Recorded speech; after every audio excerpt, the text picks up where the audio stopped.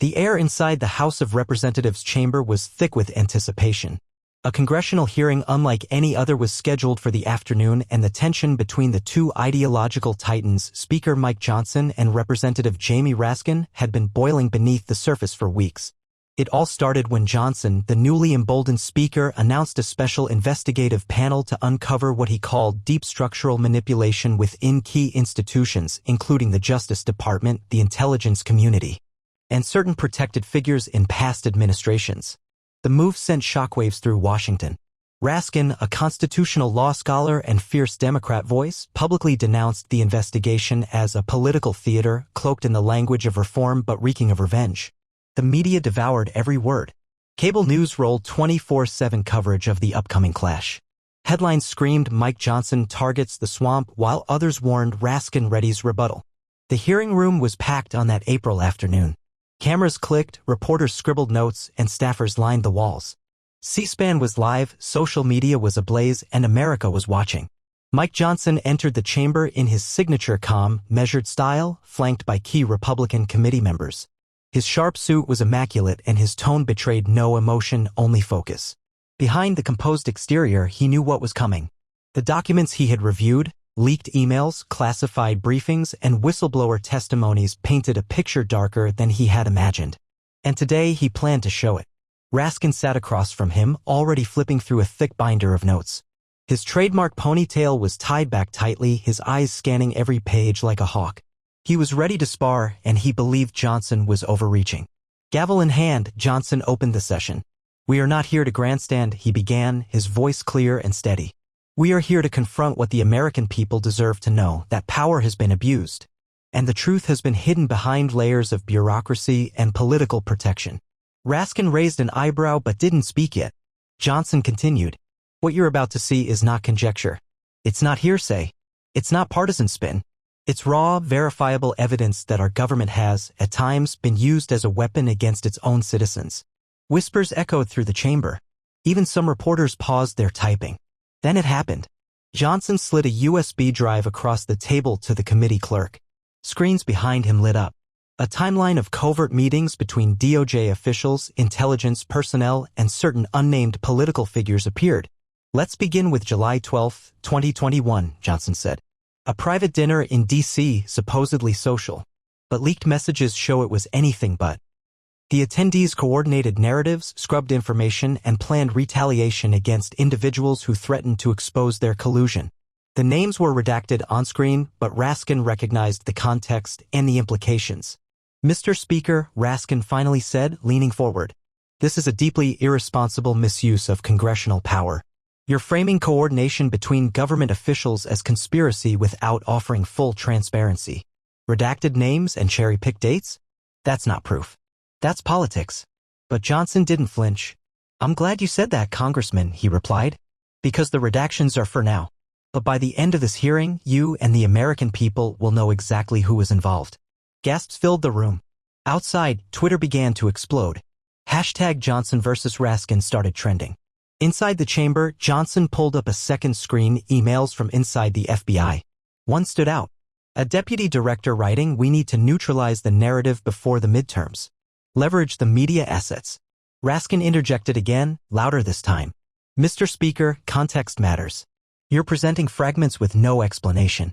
There are national security concerns here." But Johnson's eyes narrowed. And what if national security was the excuse used to hide abuse of power? The room fell silent. With a calmness that felt rehearsed but rooted in conviction, Johnson leaned forward into the mic and said, "This isn't about Democrats versus Republicans. This is about restoring trust in American democracy. And I'm just getting started." The cameras zoomed in. Raskin shifted in his seat, and the country collectively held its breath. Jamie Raskin was no stranger to political combat. A former law professor, a veteran of 2 impeachments, and a fierce defender of civil liberties, he had built his career on unflinching courtroom-style logic. And now, with cameras rolling and the American people watching, he wasn't going to let Mike Johnson seize control of the narrative without a fight. "Mr. Speaker," Raskin began with a measured tone, "you are playing a dangerous game. You're suggesting a vast conspiracy based on selective correspondence and speculative interpretation. That's not oversight, that's propaganda." Johnson didn't respond immediately. Instead, he gestured to the clerk who brought forward a thick file marked confidential. The screen behind him flashed a new headline from an internal communications chain, one that had not been leaked to the press. It read, "Do we have legal cover to suppress alternate reports prior to public release?" Raskin's face tightened. He knew the email thread. It involved intelligence analysts debating the release of a controversial assessment on foreign influence in the 2020 election. But Johnson was presenting it as evidence of intentional suppression, and Raskin knew the optics were damning. Still, he pushed forward.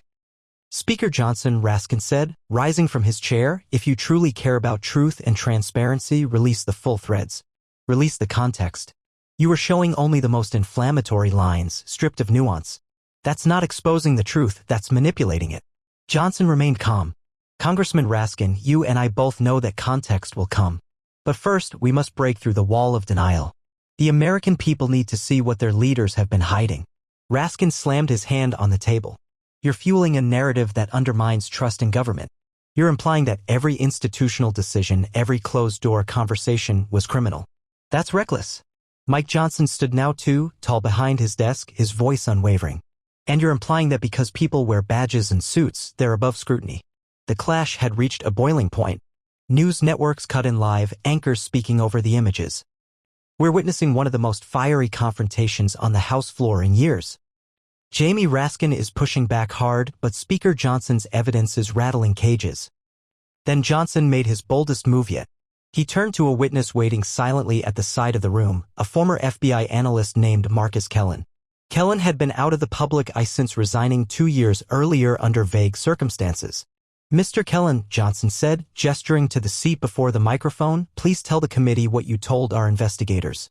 Kellen adjusted his tie, took a deep breath, and spoke into the mic. "In my capacity at the Bureau, I witnessed internal directives that prioritized political shielding over truthful reporting. Specifically, pressure was applied to delay intelligence disclosures that might have cast favored officials or agencies in a negative light." Raskin shook his head. "This is the same Marcus Kellen who was under internal review for misconduct." "Objection," shouted a Republican committee member. "Character assassination." Johnson held up a hand. "Let him finish." Kellen continued. "The truth is, I saw documents reclassified, whistleblower tips buried, and internal emails that discussed media manipulation strategies. These are not isolated incidents, they represent a culture of control." The gallery erupted. Reporters whispered furiously. Phones lit up. Raskin leaned in again, trying to regain control. "Even if there were misjudgments, delays, reclassifications, you are stretching them into a narrative of systemic conspiracy. That's not what oversight is for. You're turning the House into a courtroom for grievance politics." But Johnson, not missing a beat, looked Raskin squarely in the eye and said, "Or maybe, Congressman, we're finally doing the oversight that no one else dared to do." A hush fell over the chamber. No one moved. For a moment, even Raskin didn't respond. It wasn't just political theater anymore. The evidence was stacking. The witnesses were talking. The temperature in Washington was rising fast. And the American people wanted more. As the hearing resumed after a short recess, the tone in the chamber had shifted. What began as a political face-off was now turning into a full-scale expose. Even skeptics on the sidelines were starting to ask the same question: what if Johnson was onto something? Mike Johnson returned to the dais with a sense of quiet determination. His team had spent the recess uploading a set of encrypted files obtained through a Whistleblower Protection Act. These documents, Johnson warned, were not mere opinions or speculation, they were receipts. "Ladies and gentlemen," he began, tapping his fingers on a stack of printed records, "these documents show a recurring communication loop between federal agencies and non-governmental political organizations. We're talking about an information-sharing ring designed to preempt, influence, and sometimes suppress domestic narratives." Gasps rippled through the room. Jamie Raskin leaned back in his chair, crossing his arms. His expression was unreadable, but his eyes were locked on the screen as a flowchart lit up. At the center, the Strategic Response Group, a name few outside of intelligence circles had ever heard. It branched outward into recognizable names: political think tanks, high-profile journalists, media watchdogs, and even data analysts linked to major tech firms. Johnson continued. The Strategic Response Group was officially dissolved in late 2022, but its communication trails remained active, hidden under alternate aliases and encrypted Slack channels. Raskin interrupted, finally finding his footing again. Mr. Speaker, you're now connecting federal officials to private citizens and journalists.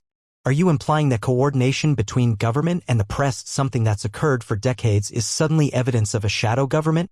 Johnson replied without missing a beat. It's not coordination when it becomes coercion. A murmur filled the chamber. Raskin narrowed his eyes. Then where's the smoking gun? Johnson smiled faintly. I'm glad you asked. He motioned for the next exhibit, a previously unreleased memo marked Level 3 Confidential, authored by an unnamed liaison in the Office of Public Affairs at the DOJ. It read, ensure compliance with SRG advisories. Messaging protocols for Q3 must match public narrative alignment models, particularly on high-risk disinformation zones. Coordinate with pre-approved anchors and editors. Public narrative alignment models? Johnson said, reading it aloud. Tell me, Congressman Raskin, does that sound like press freedom to you? The room buzzed. Outside, media vans clustered around the Capitol like moths to a flame. Commentary dominated the airwaves. If even half of what Johnson is showing is real, it's going to rock Washington to its core. Raskin is cornered, but he's not out. Watch for his pivot. True to prediction, Raskin shifted his approach. He stood up slowly, adjusting his microphone. Let me remind the committee and the public, classified documents taken out of context can paint any picture you want. These strategic memos are often internal assessments, not marching orders. The difference is important. He paused for effect. And let's not forget, the very whistleblowers you parade were often disgruntled or reprimanded for unrelated misconduct. This committee must not be reduced to a megaphone for vendettas. Johnson raised his hand. And yet, it seems every time a whistleblower emerges, their credibility is the first thing that's attacked. Convenient, isn't it? Raskin stepped forward, almost face to face with Johnson now. You're turning this body into an inquisition. If you have proof of crimes, deliver it to the Department of Justice. But don't masquerade your political war as a fight for the people. Johnson didn't blink. The Department of Justice is part of the problem. That's why we're here? At that moment, silence took hold again. Johnson turned back to the documents and uploaded a final video, a covertly recorded meeting inside a media strategy office. Blurred faces, altered voices, but unmistakable intent. Phrases like influence narrative architecture and neutralize dissenting sources before they trend played on repeat. The room was stunned. Raskin stepped back, momentarily out of retorts. For all his years in law and politics, he knew that the court of public opinion was now shifting. And Mike Johnson had the gavel and the floor. By now, the hearing wasn't just a Capitol Hill event, it had become a cultural moment. Cable news stations had canceled their regular programming to stream it live. Social media platforms overflowed with hashtags like #UnleashTheTruth, #JohnsonDrop, and #RaskinResponds. For the first time in recent memory, Americans across political lines were glued to the same broadcast. But inside the chamber, things were getting far more complicated. Johnson leaned into his microphone, this time speaking more softly. I want to read you something from a secure source transcript. This is from a closed-door meeting held in October 2022 between senior intelligence advisors and private tech liaisons. It was never meant to be heard by the public. He paused, then read. Narrative integrity is essential. If necessary, use behavioral analytics to predict, redirect, or suppress engagement on flag topics. High-risk events may require quiet takedown protocols across platforms. The room froze. Even hardened reporters stopped typing. Let that sink in, Johnson said. They weren't talking about foreign threats. They were talking about you. American citizens, journalists, bloggers, parents, veterans, people who questioned the party line.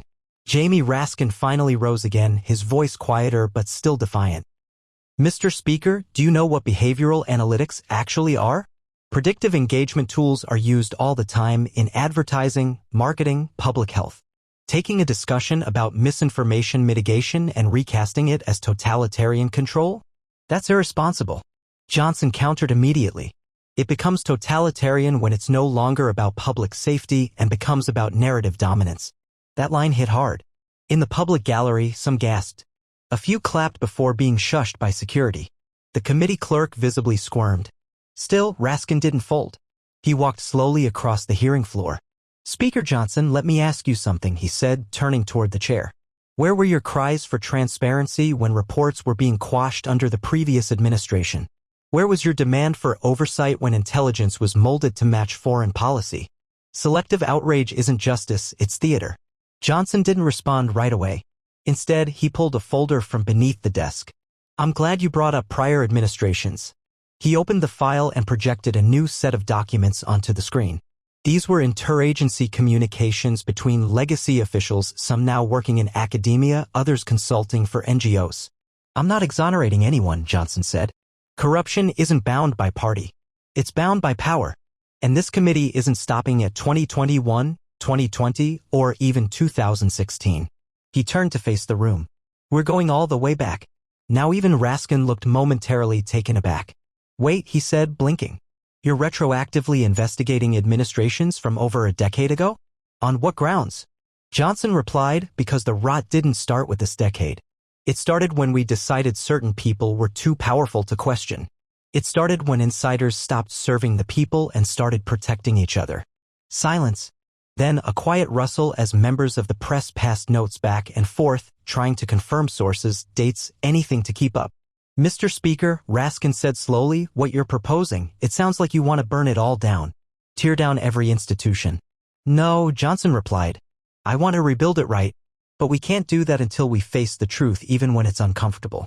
A murmur of agreement rose from a few committee members. For the first time, cracks appeared in Raskin's flank. Even among some Democrats, questions were forming. Were these revelations exaggerated? Possibly. Were they manipulated? Maybe. But were they entirely false? That was becoming harder to argue. As the hearing neared its final hour, the tension had evolved into something raw, a rare, bipartisan confrontation with something deeper than party lines. Something broken. And it wasn't over yet. The final hour of the hearing approached like a thunderstorm. The air was thick with tension, members of Congress sat in stunned silence, and the gallery buzzed with whispers and the soft tapping of reporters filing stories in real time. Mike Johnson stood tall behind the podium. He wasn't smiling now. The tone of the chamber had shifted from political theater to something bordering on national introspection. He looked around the room at the blinking cameras, the tight-lipped lawmakers, and finally at Jamie Raskin, who had returned to his seat and sat with folded arms watching every move. This isn't about left or right anymore, Johnson began. This is about the American people who've had their voices muted, their questions ignored, and their freedoms quietly chipped away by people who thought they knew better. He pressed a button. The screens behind him lit up with a live video feed, a panel of whistleblowers seated in an undisclosed secure location. Faces blurred, voices altered, but their message clear. One, a former data analyst at a major tech firm, began speaking. We were given lists, flagged individuals, journalists, veterans, even moms in school board meetings. We were told it was for national security, but what we were really doing was filtering thought. Another, an ex-cybersecurity specialist from the NSA, added. Algorithms weren't just being used to prevent foreign disinformation. They were tuned to suppress domestic perspectives that contradicted government-aligned narratives, especially during election seasons. A hush settled on the chamber. These weren't political rants, they were cold, mechanical truths from inside the machinery itself. Johnson turned slowly to the committee. We were told to trust the process, but the process was rigged. We were told to follow the science, but the science was selectively published. We were told we had free speech, but it was only free when it echoed the right message. Jamie Raskin finally stood, slow and deliberate. He didn't raise his voice this time. He didn't point fingers. Instead, he said what many didn't expect. You've made your case, Speaker Johnson. And while I disagree with your conclusions, I won't deny this, you've exposed something real. Something dangerous. Something we've ignored for too long. The chamber turned, startled. Raskin took a long breath. But let me offer this caution, truth must be pursued responsibly. Because if we tear it all down without care, we risk replacing one tyranny with another. Oversight must never become vengeance. Johnson nodded. Agreed. But neither can silence masquerade as unity. And just like that, a rare moment of mutual recognition passed between two ideological opposites. For a second, America glimpsed the idea that perhaps, just perhaps, truth didn't belong to one party. Across the country, millions watched as the hearing closed. Some were infuriated, others empowered, but almost all were shaken. The speaker rapped with a final call to action. This isn't the end. It's the beginning. We will release all non-sensitive documents to the public. We will demand criminal investigations where necessary. And most importantly, we will make transparency the standard, not the exception. Jamie Raskin added before the hearing adjourned. If you want to find truth, be ready to confront it everywhere. Even in your own house. Cameras cut away. The gavel came down. In the days that followed, Washington convulsed. Officials scrambled to explain the documents. Agencies launched internal reviews. Media outlets backtracked and re-evaluated previously published stories. Lawsuits were filed. Panels convened. Americans took to the streets, some protesting, others celebrating. A new wave of journalism was born. Whistleblower platforms gained national prominence. Bills were introduced with bipartisan support to declassify select oversight records. And for the first time in years, Congress passed legislation with real teeth, ensuring transparency between federal agencies and the public. Mike Johnson became a folk hero in some circles, a villain in others. Jamie Raskin, while criticized by some on the left, earned unexpected respect across the aisle for standing firm and still conceding the hard truths. But more than any headline, the legacy of that day was a cultural awakening. Not one of blind patriotism or institutional hatred, but one that reminded Americans of a fundamental principle. Truth matters, even when it's uncomfortable. Especially then.